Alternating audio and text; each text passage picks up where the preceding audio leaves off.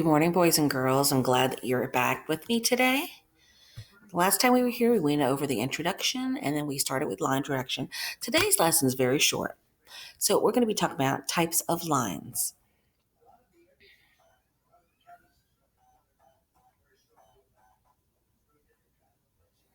So, types of lines. Lesson 2 introduces you to different types of lines. Lines have different qualities such as thick, thin, smooth, rough, solid, and broken.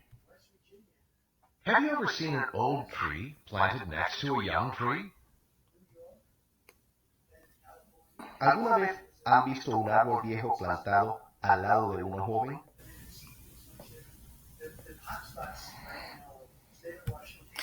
One of the things that we're going to learn today is we're going to learn how to identify different types of lines in our object and our environment. You're going to understand that artists use different types of lines and methods to express their imagination, and you'll be able to create your own dream tree or line collage that shows or illustrates the different types of lines and your imagination. Let's listen to our Spotlight on Music link. Turkey in the Straw. Now, lines can be thick, lines can be smooth, rough, solid, or broken. To emphasize different types of lines, you're going to be listening to Turkey in the Straw, and you're going to create different types of lines with your arms. And then we're going to discuss the types of lines that might go with different animals in the song. Just listen. Try to imagine which lines goes with which animal.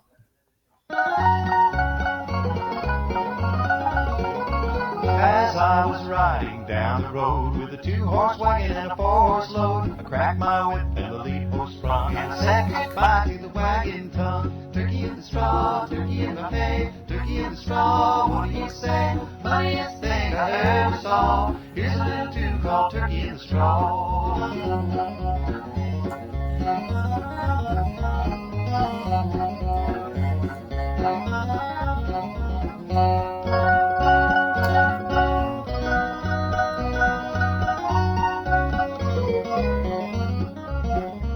Well, I came to the river and I couldn't get across, so I paid $5 for an old blind horse. He wouldn't go ahead and he wouldn't stand still, he just went up and down like an old sawmill. Turkey in the straw, turkey in the hay, turkey in the straw, what do you say? Funniest thing I ever saw. Here's a little tune called Turkey in the Straw.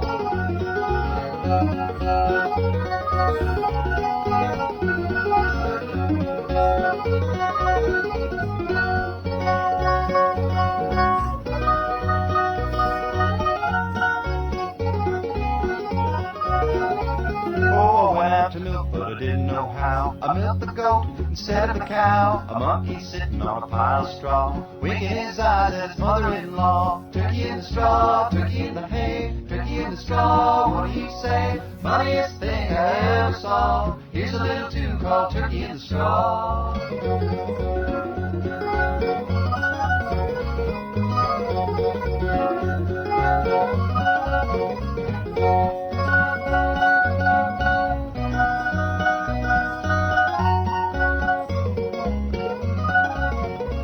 As I was riding down the road with a two-horse wagon and a four-horse load, I cracked my whip and the lead horse sprung, and I said goodbye to the wagon tongue. Turkey in the straw, turkey in the hay, turkey in the straw, what do you say? Funniest thing I ever saw. Here's a little tune called Turkey in the Straw.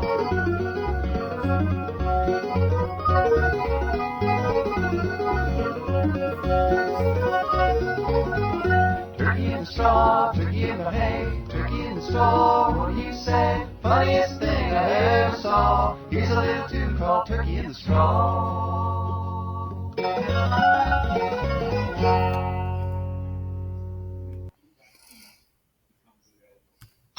So we're going to look at these two pieces of art. Alonda's Dream Tree is a sculpture. Remember, we said that sculptures are things that you can walk around and things that you can build up. And then the other painting is by Franz Klein. It's called Blueberry Eyes. It's an oil painting. Both of these works of art use different types of styles. Where do you see thick lines and where do you see broken lines? Let's take a close look at the two works of art. Vamos a observar detalladamente las dos obras de arte. Look around your house or your room and find an object with lots of different lines in it. Can you name the lines and styles that you see and the directions that you see? Why do you think one artist used a sculpture and the other one used a painting to show lines? Whoops. Do all the lines in the work look the same? Okay, no. Some are broken, some are thick, some are thin, some are rough, some are broken. What makes some of the lines look different from others? The lines look different because they're made of different styles. How do different styles make certain lines stand out? Lines like thick lines attract your eye because they're bolder than the other lines around them. So let's look at these chart. Using types of lines. Lines can be thick, thin, smooth, rough, solid, or broken. The way a line looks is called a style. Using different styles can make the work of art more interesting. Different line styles can also describe different moods. Can a line have more than one style? Here we have thick, thin, rough, smooth, solid, and broken. How can you show feelings using line styles? ¿Cómo pueden mostrar sentimientos con estilos de línea?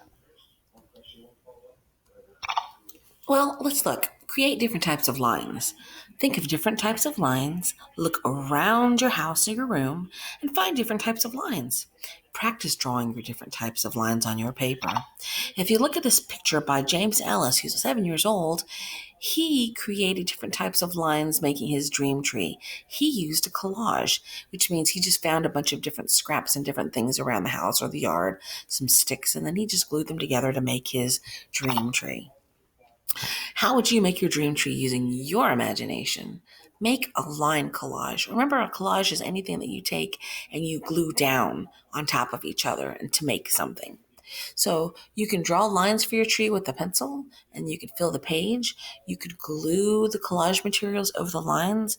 You can add objects that you like to the branch of the trees. Name your piece. And of course, boys and girls, if you don't have a bunch of things and you don't have glue, you could just draw your own dream tree.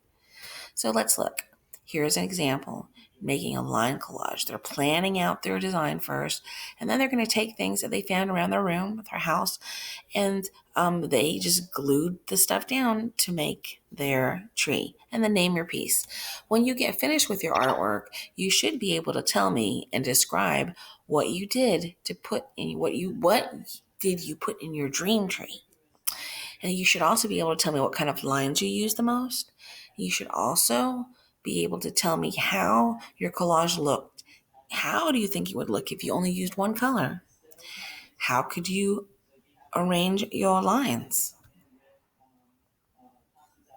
How would you explain the differences between types of lines?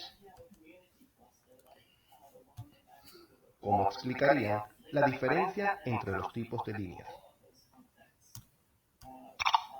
So you have completed lesson 2. See, I told you it was going to be short. Well, thank you for joining me today, and I will see you for lesson 3 later.